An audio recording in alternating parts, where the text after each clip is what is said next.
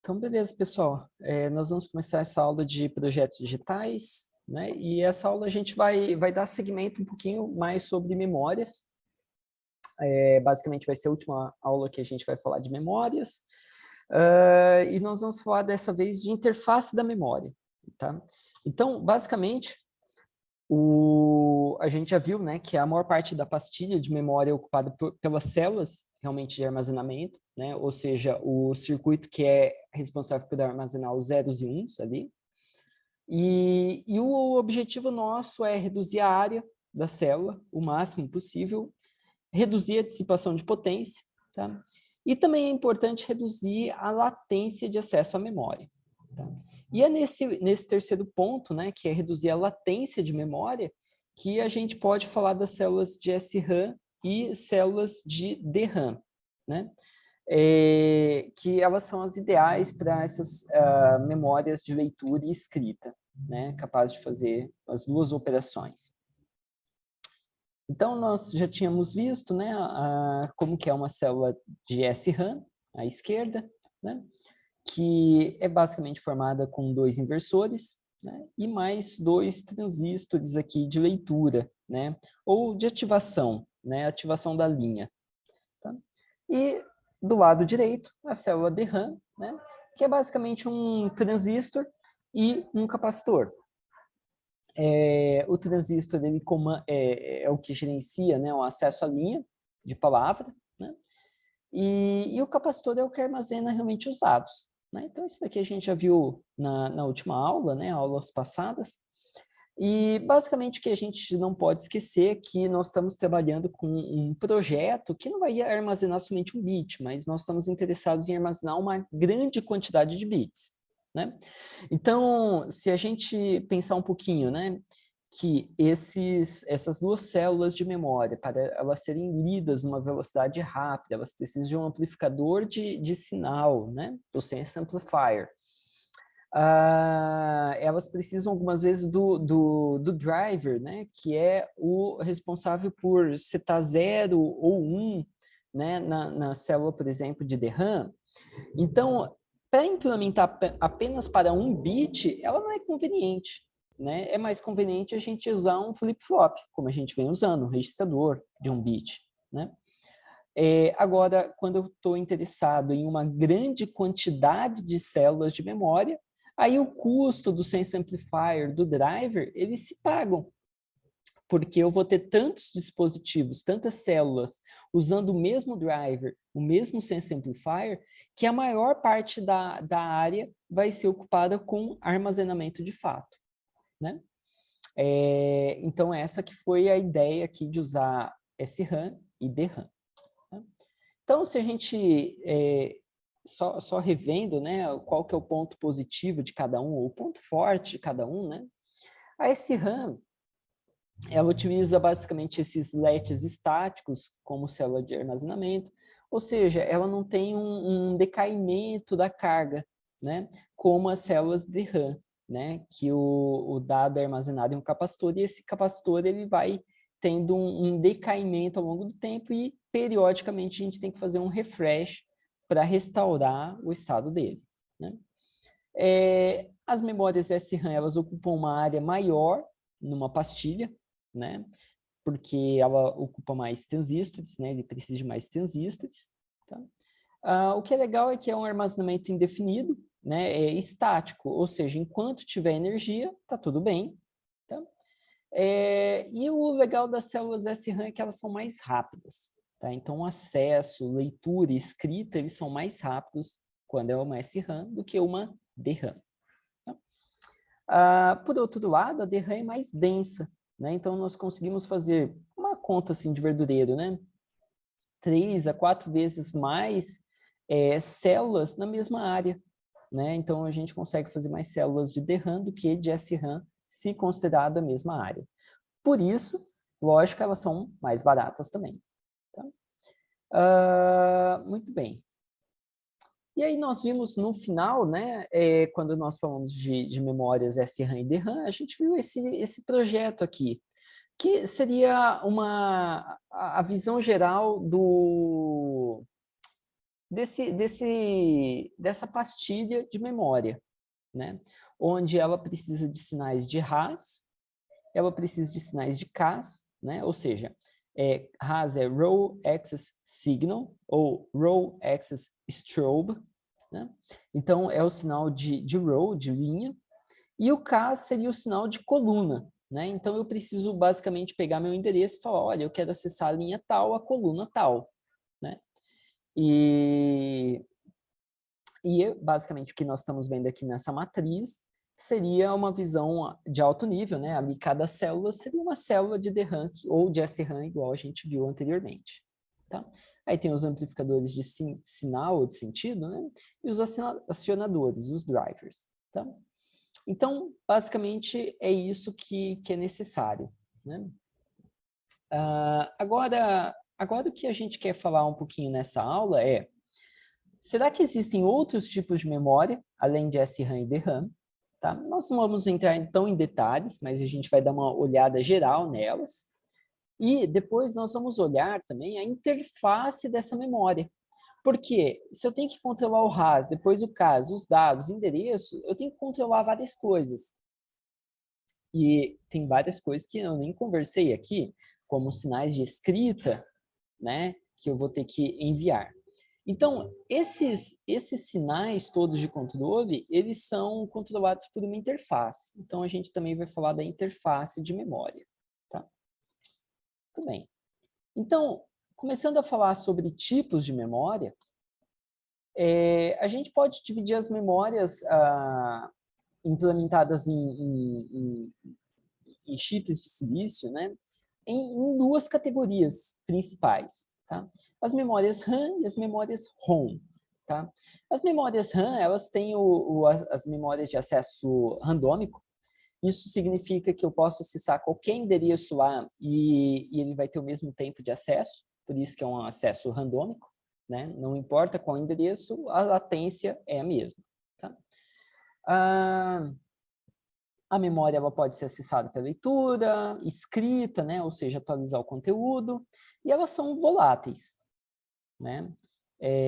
A gente está tratando aqui de memórias voláteis também. Tá? Memórias RAM não significam voláteis, tá? Mas aqui na aula a gente vai agregar as RAMs com as voláteis. Tá?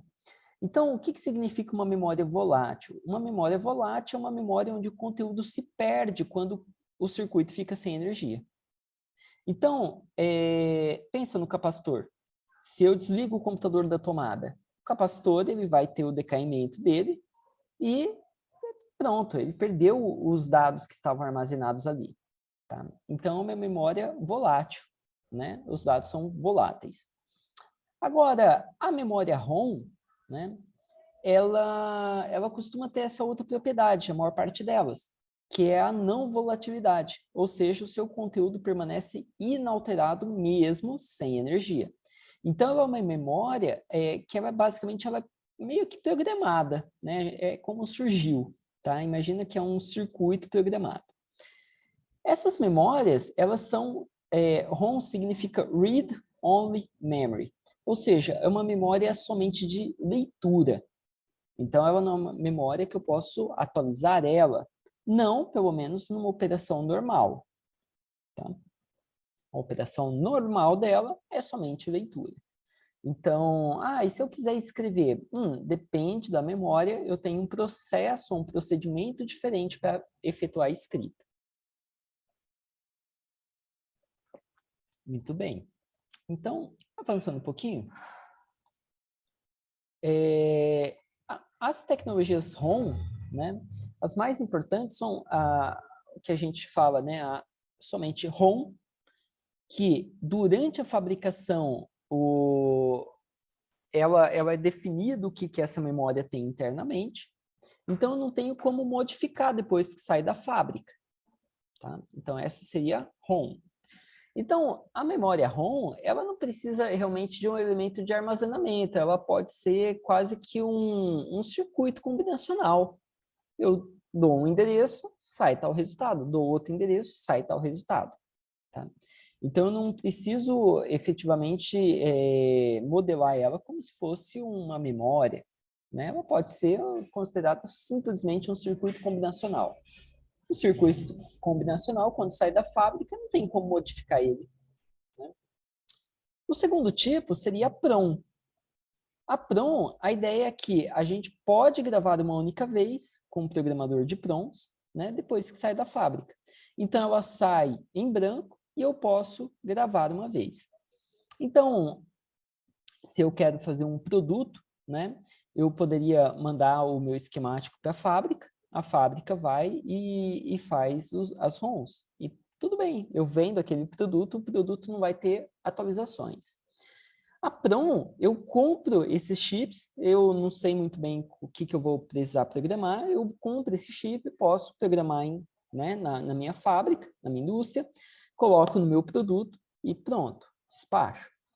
Sobraram algumas PROMs, eu fiz uma versão nova do produto, eu posso gravar com essa versão nova da memória.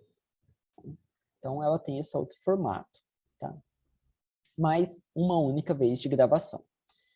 As EPROMs, tá? Elas já permitem várias gravações, tá? As EPROMs são bem interessantes. Se a gente olha aquele circuitinho, né, cheio de perninhas aqui. Eu sou péssimo em desenhar circuitos, tá? Ela tem uma abertura de vidro em cima, as EPROMs, tá? Como que funciona? E ela vem com adesivo colado aqui. Então, se eu quero apagar o conteúdo dela, né, o que eu faço? Eu venho e levanto, tiro esse adesivo e eu coloco ela debaixo de uma luz ultravioleta. Essa luz ultravioleta vai apagar, né, o que tenho armazenado na memória. E só então eu posso regravar. Tá? Então, assim, aí tem um gravador mesmo que é próprio para fazer essa exposição à luz ultravioleta. E tem um tempo, deixa durante 1 minuto, 2 minutos. Tá? A EEPROM, ela tem um sistema parecido com a EEPROM, de exposição à luz ultravioleta, só que ela faz a gravação, ela apaga os dados eletricamente, tá? Quando a gente depende da parte elétrica, algumas vezes é colocando uma tensão um pouco maior, né? Então não é um modo de operação comum, né? Então não é para você usar essa memória para fazer leituras escritas toda hora, tá? Ela realmente é um modo diferente de escrita, tá? Essa EEPROM, ela é legal porque eu consigo regravar ela sem remover ela do soquete, né? Que ela tá lá no meu circuito, na minha placa, né? Se minha placa tivesse suporte para apagar eletricamente, tá? A outra que precisava de exposição ultravioleta costuma ser uma caixinha que tem exposição de luz ultravioleta e uma gaveta que você coloca lá dentro, tá? Algumas delas. E, por fim, a gente pode falar das memórias flash. As memórias flash seriam os pendrives de hoje em dia, né?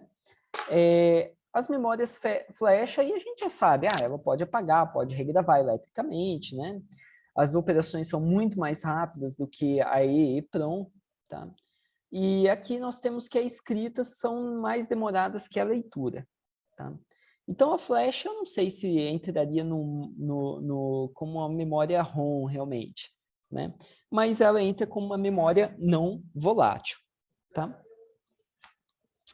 Por outro lado, as memórias voláteis, né, seriam as que a gente viu, a SRAM, né, uma das mais importantes, a DRAM, também muito importante, tá?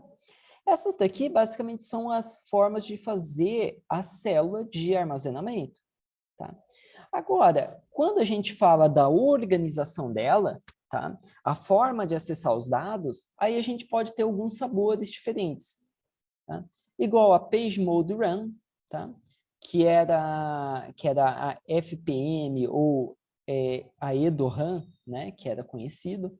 Isso daqui foi famoso, sei lá, na década de 90, tá? Nos anos 90, as EDORAMs. Depois dessas memórias, né? Vieram as SDRAMs, tá? E a diferença aqui é que é uma DRAM síncrona. Uma DRAM síncrona significa que ela utiliza a mesma batida de relógio do circuito que vai utilizar ela. Então, a comunicação é mais rápida, tá? Porque se eu não tenho a mesma batida de relógio em dois circuitos, esses dois circuitos eles têm que meio que ter sinais de controle para falar, olha, eu preciso de um dado. Aí eu tenho que ficar esperando o sinal de controle da memória falar, ah, eu recebi sua requisição, né? Me mande seu endereço, aí você manda o endereço. Aí espera, aí ele fala, olha, você pode pegar os dados, e assim por diante. Quando a gente tem uma memória síncrona, o que acontece?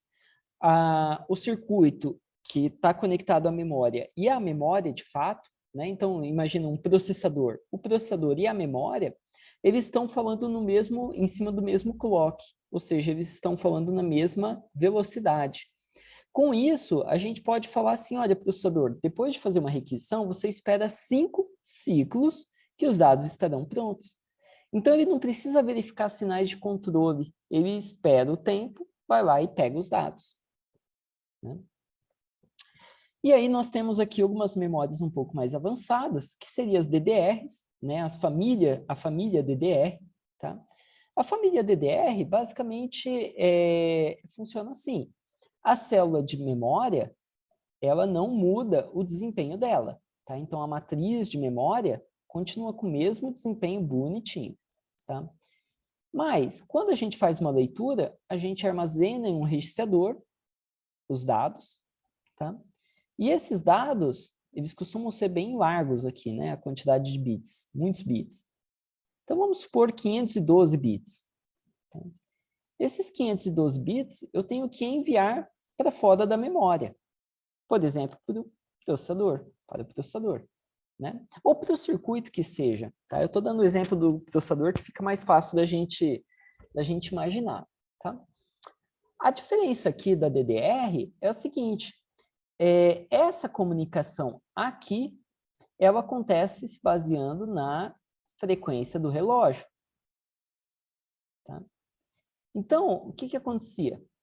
Nas SDRAMs, a cada batida de relógio era enviada um volume de dados.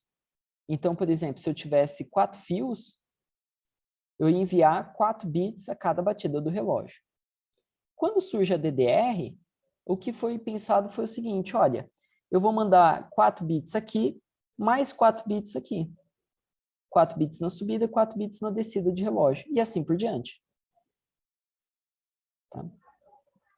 Muito bem.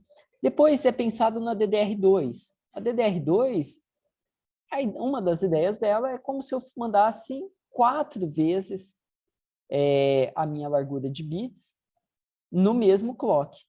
A DDR3, 8 vezes. A DDR4, 16 vezes, e assim por diante. Tá? Então, não é que a memória ficou mais rápida, a célula de DRAM ficou mais rápida, mas essa comunicação para fora do chip de memória, aí ela fica mais rápida. Então, aí a gente tem o DDR4, DDR5, né? Seja lá o que for. Tá? E aí, pensando nisso também, teve as memórias Rambus, né? Ou RAM-Link. Tá? Elas eram memórias voltadas para o mercado de servidores. Tá? E a ideia dela era garantir uma alta vazão de dados. Então, eu fazia uma requisição, ele demorava um pouco mais para a requisição ficar pronta, mas ele mandava numa vazão muito maior, né? Como se ele tivesse mais bits, mais fios de sinal para enviar os dados. Tá? Essas Rambus, né, RBus, elas costumavam ser bem mais caras que as outras memórias. Tá? E mais recentemente, nós temos as memórias RAM empilhadas tridimensionalmente, tá? Que começaram a surgir ali a partir de 2014, 2015. Tá? Que a ideia é, aqui dentro você tem aquelas matrizes de DRAM, matriz de DRAM, matriz de DRAM. Isso que está desenhado na vertical são empilhamentos tridimensionais mesmo, é uma camada em cima de outra camada, em cima de outra camada, e assim por diante. Tá? Então, era muito difícil fazer esses fios aqui, não que seja fácil hoje em dia, mas agora já a indústria começou a dominar a tecnologia para conectar fios passando por todas as camadas do silício, sabe? Então, aí tem o HMC, que foi meio que o que trouxe essa memória RAM empilhada, e agora o HBM, que já tem o HBM até a versão 3, né? Que ele segue com essa memória tridimensional. Tá? Muito bem. Então, terminando, né, para fechar essa parte de tecnologias diferentes de memória, tá? Então, o acesso randômico, né, significa que o tempo de acesso é igual para todas as posições de memória. Eu não tenho alguns endereços, por exemplo, do endereço 0 ao 100 é mais rápido do que do 101 ao 200. Não existe isso. Tá? Numa memória RAM, todo acesso tem tempo igual. Tá?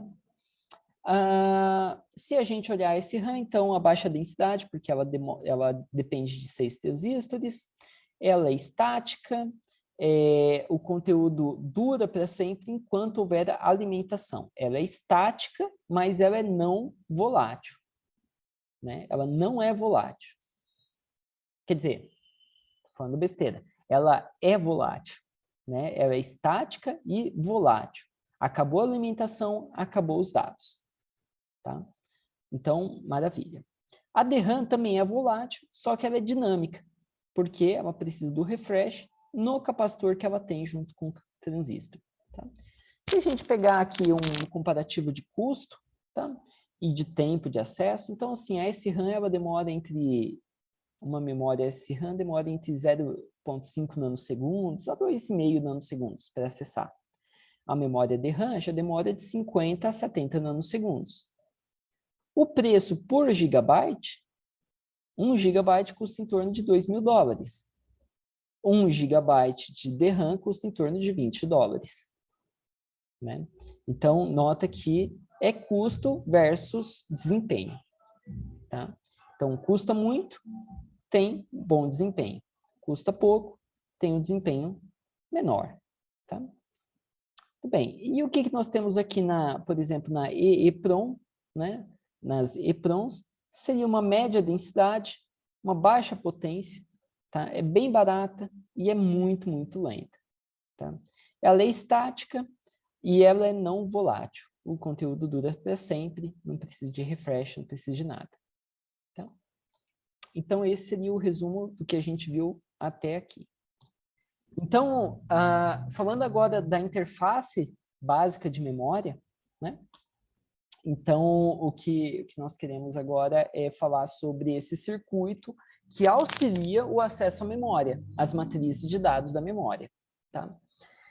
Então, assim, a interface do circuito, ela consiste de um conjunto de linhas para os dados. O que é linhas de dados?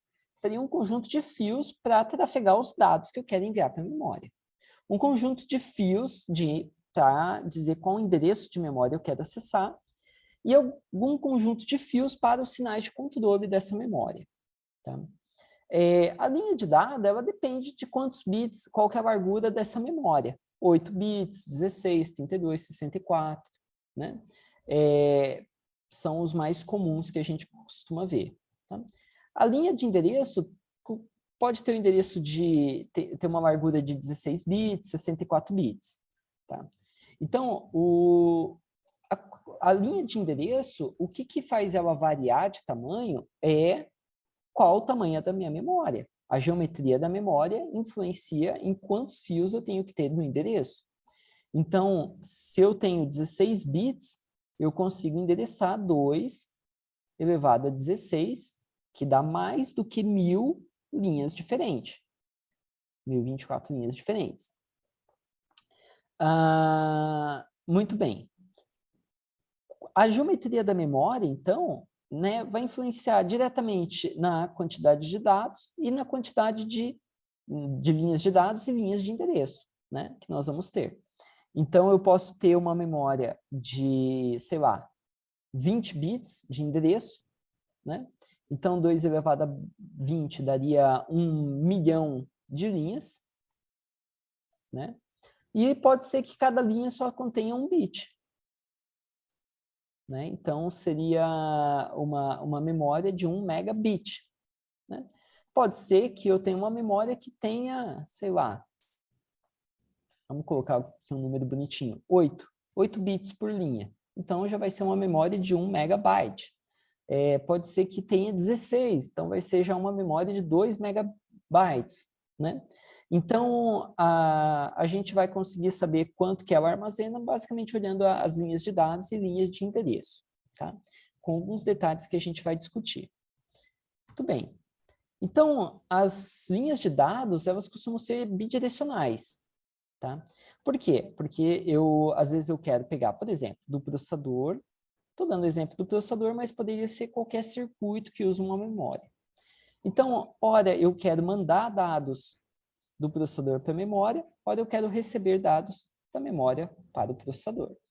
Beleza. Então, tem hora que eu quero trafegar dados do processador para a memória, hora da memória para o processador. Eu não quero dobrar a quantidade de fios que eu tenho entre esses dois dispositivos, não faz sentido, né?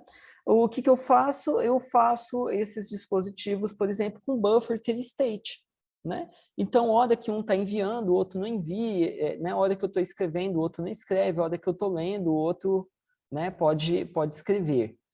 Então, isso costuma ser bastante comum, tá? Então, basicamente, nós temos aqui a parte de endereço e a parte de dados e a parte do controle de escrita, tá? Então, nota que eu não estou falando aqui sobre os sinais de CAS, os sinais RAS, nada disso, né? Então, essa interface da memória depois vai gerar esses sinais de RAS, CAS e assim por diante, tá? E os demais sinais. Então, a gente só está falando dessa interface aqui.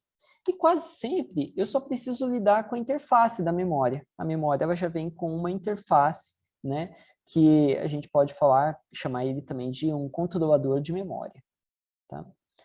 Legal. Então vamos avançar um pouquinho. Tá. Então, assim, eu posso ter essa comunicação entre o circuito qualquer e a memória. Essa comunicação pode ser síncrona, como a gente já discutiu um pouquinho, né? Que ela inclui o sinal de clock, tá? Em uma das linhas do barramento.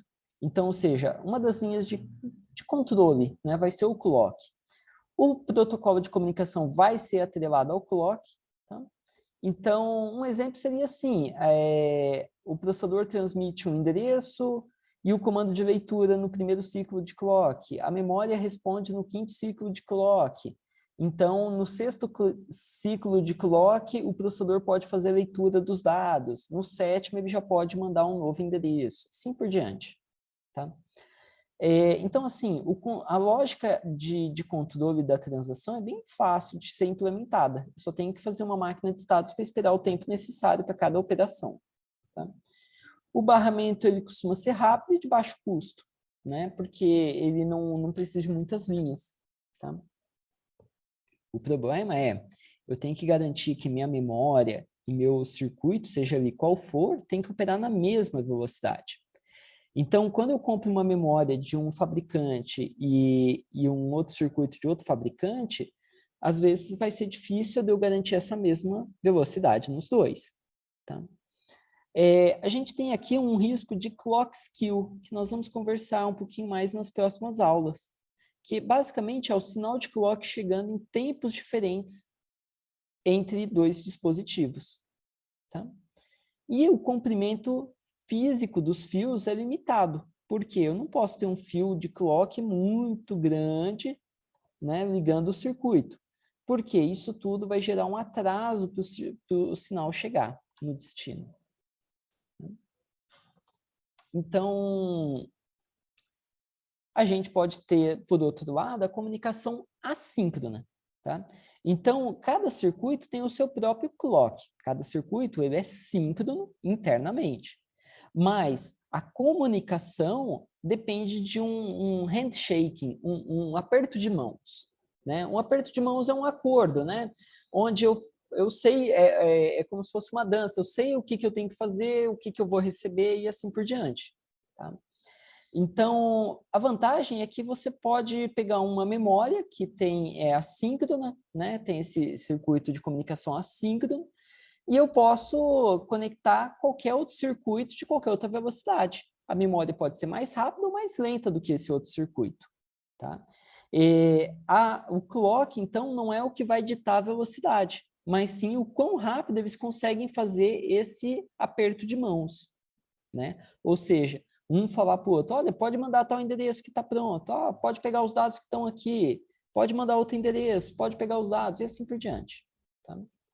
A vantagem é que permite um comprimento maior de fio, porque eu não estou dependendo de clock, tá? Então, o comprimento do fio aqui já não é um problema sério, tá? A lógica dedicada ela é mais complexa, porque eu vou ter que implementar esse handshake num formato de máquina de estados, provavelmente, sabe? Eu vou fazer uma coisa, depois outra. A gente vai ver um exemplo, então, de comunicação assíncrona. Tá? Então, vamos olhar os sinais de controle para a gente avançar e ver como que eles funcionariam. Tá? Nesse exemplo aqui, nós estamos com uma memória que a interface dela tem apenas o sinal de write. Tá? Então, se tiver, os sinais são ativos embaixo, né, em 0. Então, o write igual a 1 quer dizer que o processador está fazendo uma leitura. Se ele estiver em 0, ele está fazendo uma escrita. O eval, né, é o endereço válido. Então, ele indica para a memória, olha, tem um endereço aqui que eu quero ler ou escrever e agora ele está válido. Né? Então, agora você vai lá e olha o endereço de memória e faz o que tem que ser feito. Ó, maravilha. Aí tem o sinal deval. O deval é que os dados estão válidos. Tá? Então, basicamente, seria a memória falando para o processador, olha, você pode pegar os dados que ele agora estão disponíveis. Tá? Eventualmente, esse deval pode ser bidirecional, porque o processador está fazendo uma escrita e ele tem que avisar quando os dados estão prontos para a memória ler os dados. Né? Então, o deval é bidirecional e ele é implementado com um buffer tri-state ou uma porta de acesso. Tá? Muito bem. Deixa eu ver o que mais aqui. Tá. E aí nós temos as linhas de endereço, que são unidirecionais, somente o circuito manda para a memória os endereços. A memória nunca vai falar, olha, toma esse endereço que eu estou te dando. Isso não vai acontecer. Tá? Agora, os dados, sim, é bidirecionais, porque hora eu quero escrever, hora eu quero ler. Tá? Então, nós temos aqui o DNN e o deval, né, que seriam esses os dois sinais, né, de dados realmente e o sinal de controle, que são relacionados a dados, que são bidirecionais, e os relacionados a endereço e o de escrita são unidirecionais. Tá? Assim, eu vou apresentar um exemplo, mas os detalhes do que acontece em uma memória particular X qualquer depende do detalhe de implementação dela. Né? Então, quando a gente compra uma memória, um chip, né, uma pastilha de memória, ela vai vir com um datasheet, né? Uma folha de dados que vai nos dizer informações de como eu tenho que tratar aquela memória, como que é o aperto de mão dela. Tá? Então, aqui é um exemplo do que pode ser uma memória tradicional. Tá? Então, aqui seria o ciclo de leitura acontecendo. O ciclo de leitura, ele tem algumas etapas aqui, tá? Então, o processador coloca o endereço na interface, então o endereço está pronto aqui, não.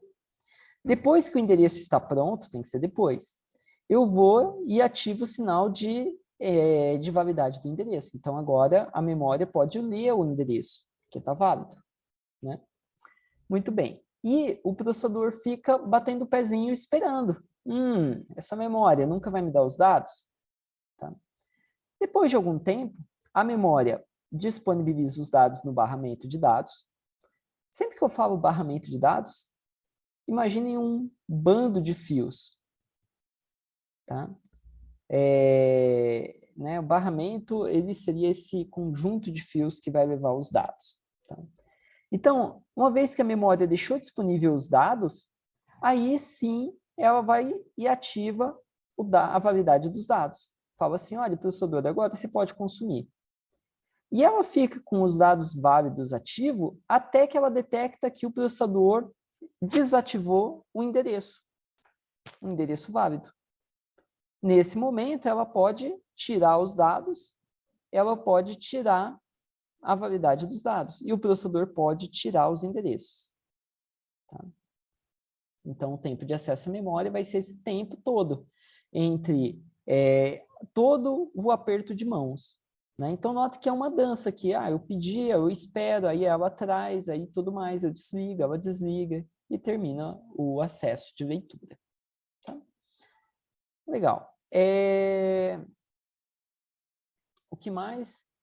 O que acontece durante um ciclo de escrita? Né? Então, o ciclo de escrita, ele nota que agora a gente chama atenção aqui para o sinal de write. Tá? Então, eu tenho que dizer qual que é o endereço que eu quero escrever.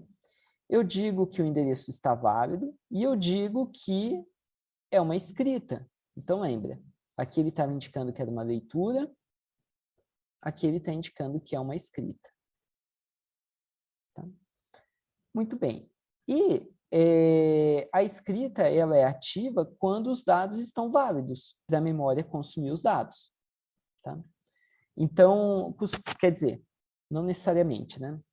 Eu estou indicando que é uma escrita, depois que eu indico que é uma escrita, a memória fala, opa, eu tenho que me desconectar os transistores que escreveriam no buffer de dados, no barramento de dados e no fio de validade de dados, tá? Então, ela se desconecta. Então, o processador falou, olha, presta atenção, agora eu vou comandar esses fios. Tudo bem. Depois de algum tempo, o processador vai lá e em qualquer um desses momentos aqui, ele pode ativar o sinal de validade dos dados e os dados estão disponíveis aqui. Tá? Então, aqui ainda teria faltando alguma resposta da memória, né? Falando, olha, pronto, eu terminei de escrever os dados. Tudo bem. Então, vamos passar agora para falar um pouquinho dos circuitos integrados de memória. Tá? Então, a gente quer dar mais uma olhada nesse circuito de memória. Então, a gente falou da célula de memória, da interface da memória. Agora, a gente quer falar do circuito de memória de fato. Tá? Então, assim, o circuito integrado de memória ele é um circuito que ele tem uma certa geometria, ou seja, ele tem um certo número de células de memória, cada célula armazenando um bit, obviamente, tá? E essa geometria, ela diz quantas linhas diferentes eu tenho, qual o tamanho de cada linha, ou seja, quantas colunas eu tenho, né? Eu posso ter também vários circuitos, né? De memória, várias matrizes de memória, né? Que vão agir em conjunto ou que vão agir separadas também, tá? A gente vai ver alguns exemplos aqui. Que mais? Tá, então tem as células de memória e os circuitos auxiliares, que a gente já viu, seletor, multiplexador, decodificador, né? Para escolher a célula, referenciar ela, tem o sense amplifier, tem o driver, tem tudo isso, tá? Então, assim, o custo, quando a gente está falando da implementação de um circuito integrado, tá? O custo dele vai ser, a maior parte das vezes, proporcional à capacidade de bits. Por quê? Se eu tenho mais bits, eu uso uma área maior custa mais. Maravilha. Tá? O tempo de acesso ao conteúdo, então, se é uma memória mais rápida ou mais lenta. Tá? E a facilidade de implementação. Tá? A facilidade de construir esse circuito também. Tá?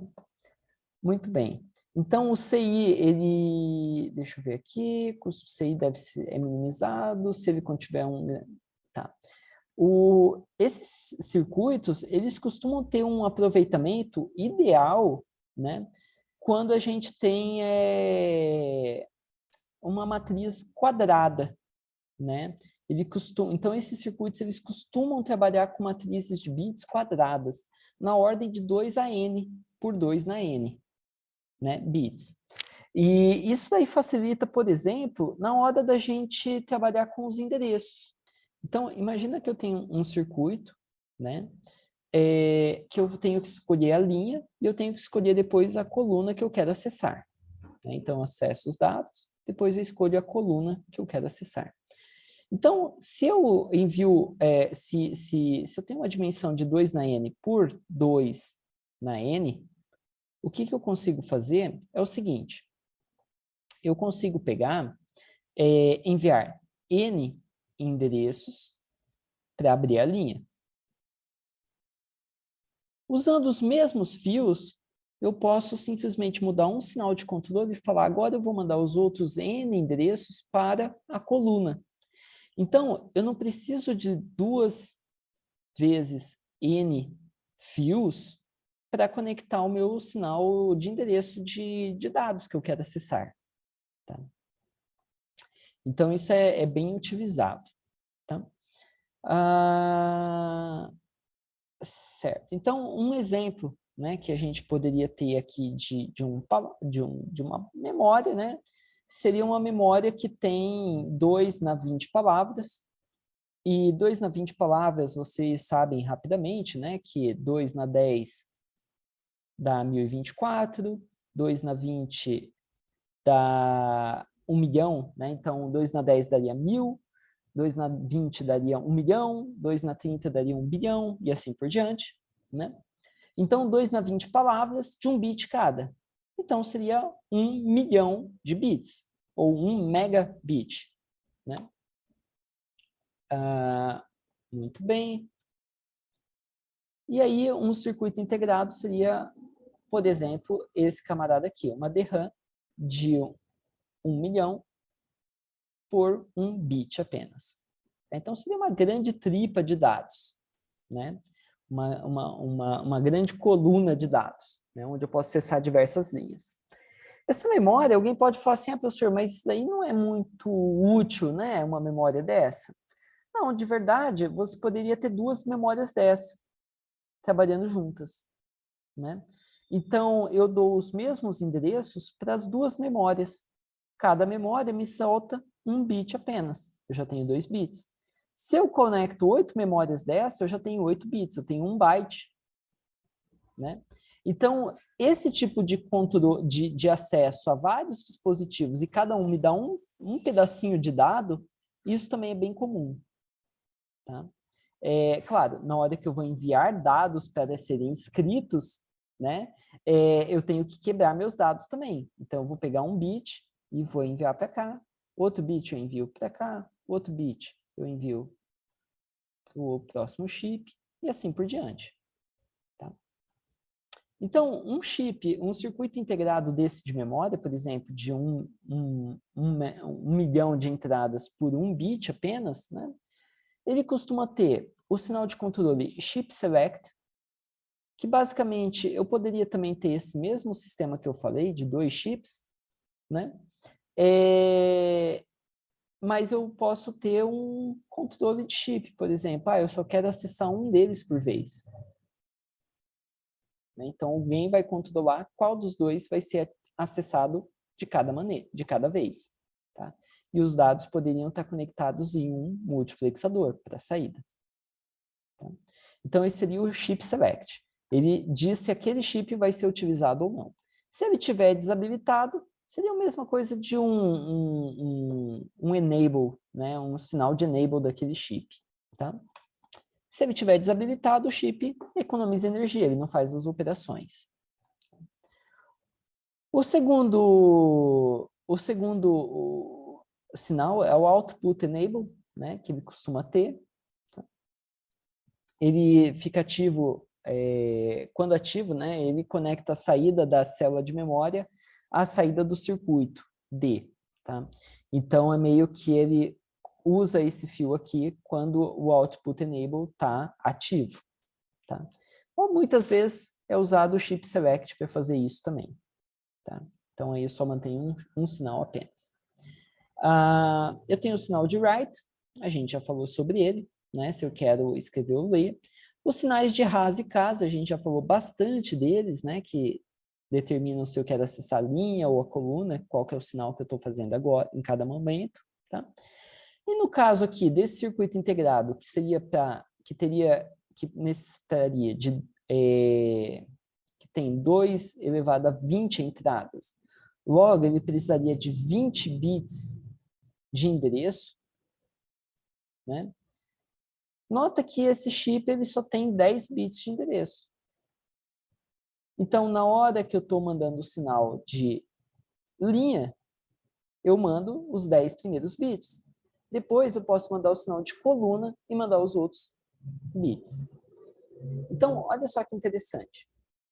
Essa memória aqui, ela basicamente é uma memória quadrada, só que depois que a gente faz a leitura de uma determinada linha, a gente seleciona apenas um bit para ser enviado para fora do circuito. Tá? Então, internamente, ela não é uma grande tripa, né? Ela é uma matriz quadrada novamente. Tá?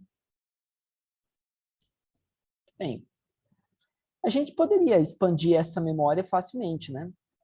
Internamente, se eu tenho essa matriz quadrada, eu poderia fazer, sei lá, eu poderia enviar 2 bits para fora, né? Então, eu poderia ativar, sei lá, né? Enviar 2 bits, ou enviar 8 bits, ou enviar mais bits.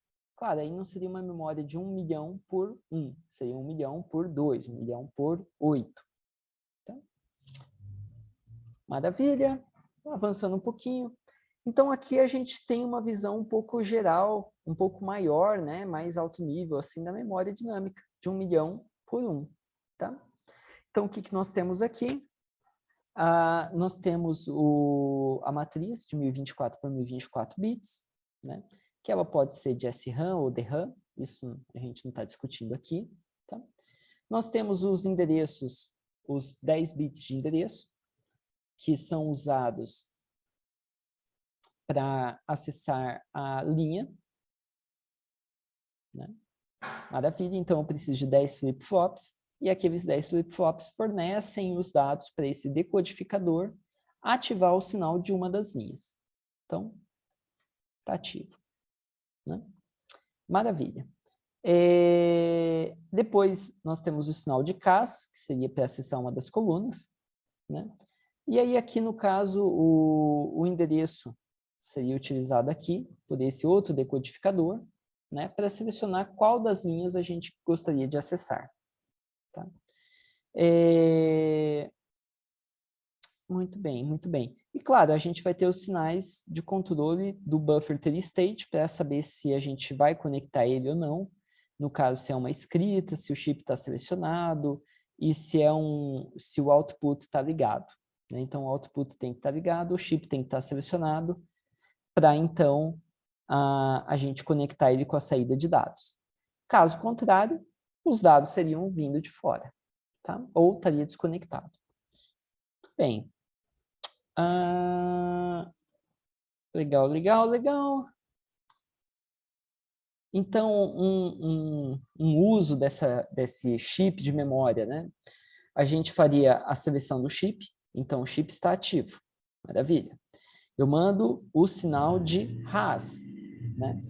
E junto, né, logo após de colocar os endereços, né, o endereço, ou a primeira parte do endereço, né, a parte mais significativa do endereço, no barramento de endereço. Depois, eu posso mudar os endereços, pegar a segunda parte de endereços e dar o sinal de CAS, Column Access Signal. Né? Maravilha. A visão geral, né, com os demais sinais de controle, né, durante uma leitura, seria mais ou menos essa. Eu faço a seleção do chip, eu coloco os endereços, eu ativo RAS, depois eu coloco a segunda parte do endereço, ativo CAS, tá? Então a parte alta, a parte baixa do endereço. E basicamente eu posso ativar a saída de o Output Enable, né? Ativo o Output Enable e os dados vão ficar disponíveis para fazer a leitura. Então, é importante, né, a gente falar um pouquinho desses bits aqui de endereçamento.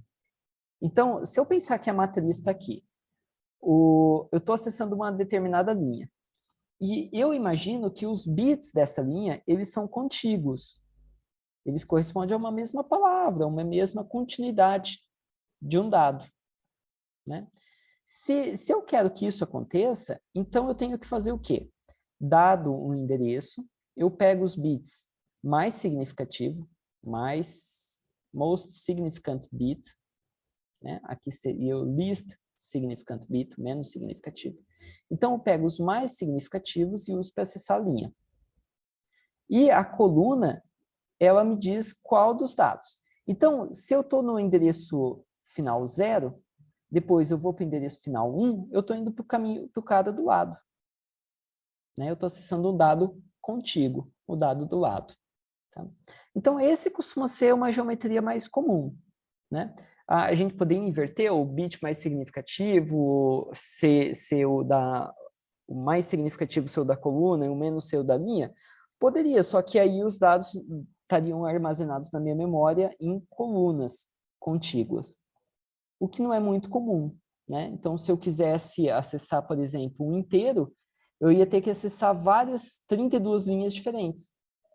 Né? Então, 32 linhas na mesma coluna. Ia demorar bastante.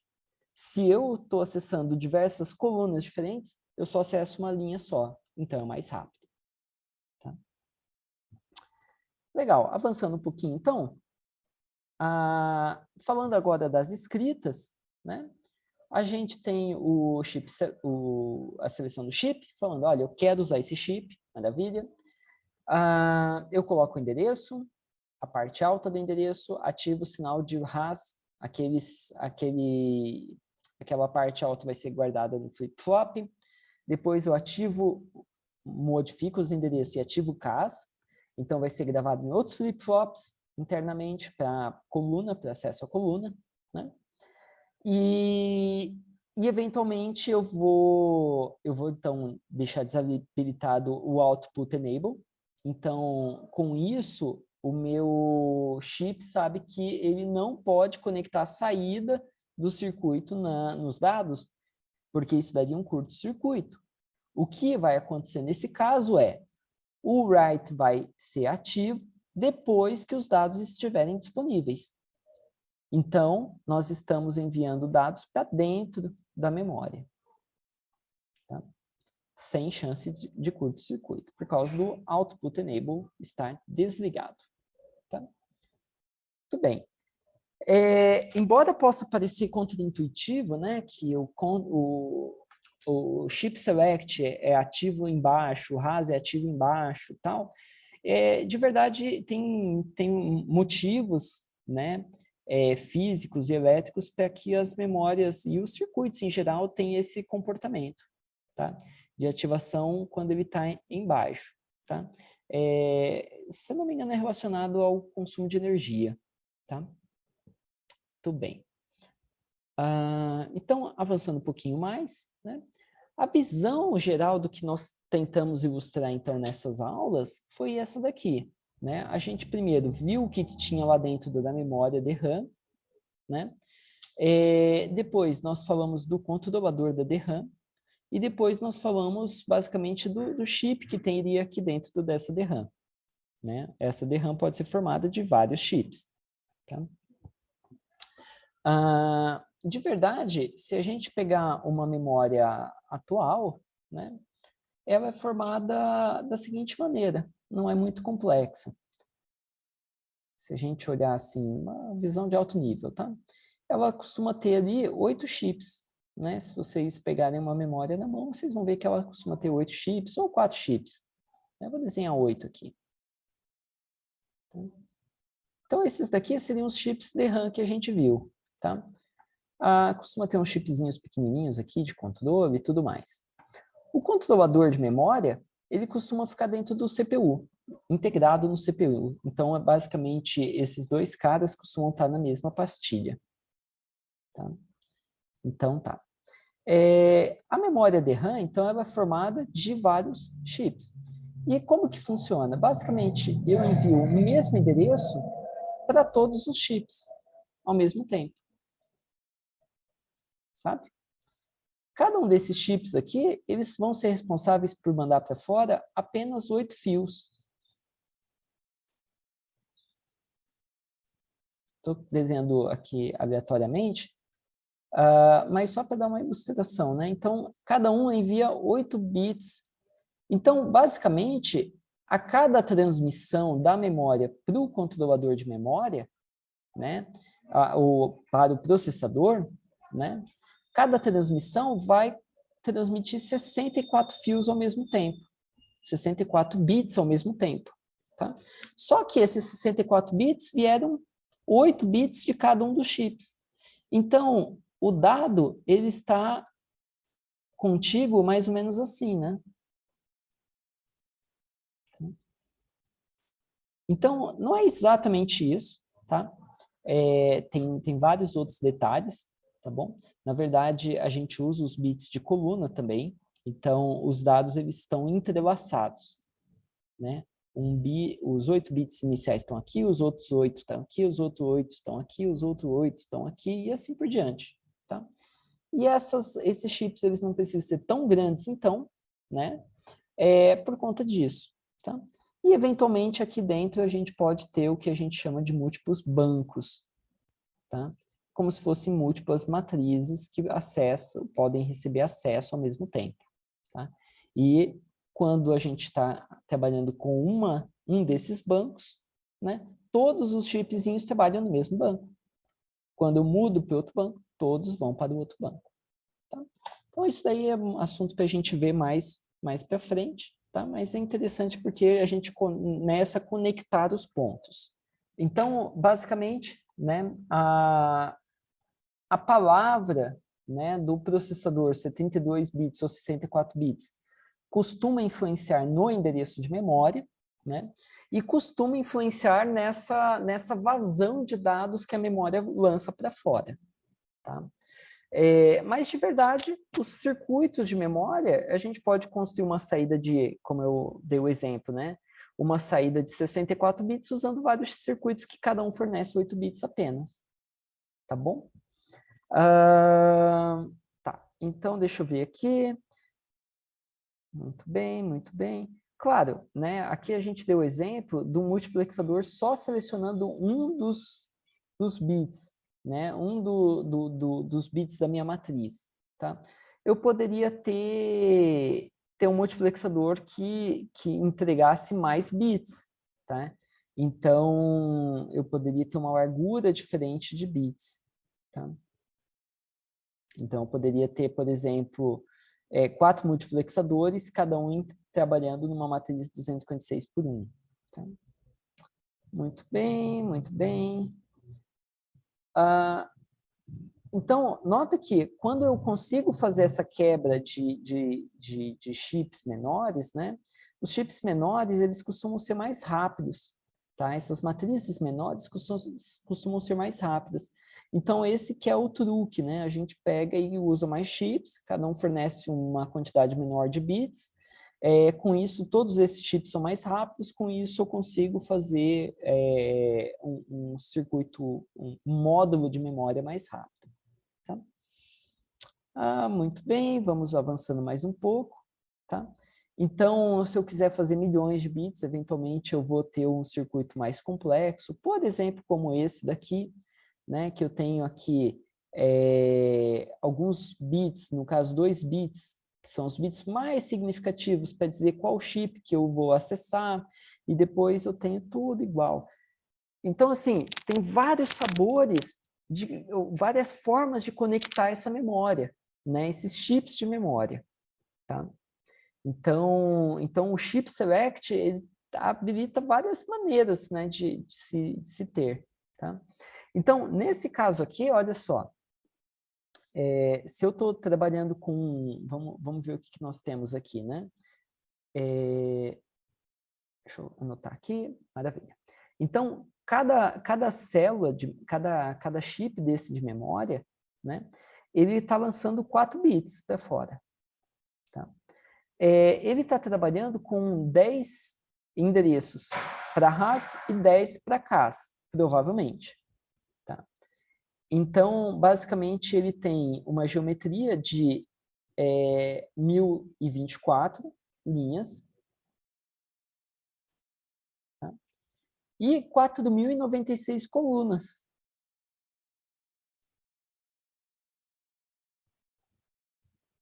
Tá? Ele pode ter até 4.096 colunas. Por que 4.096, professor?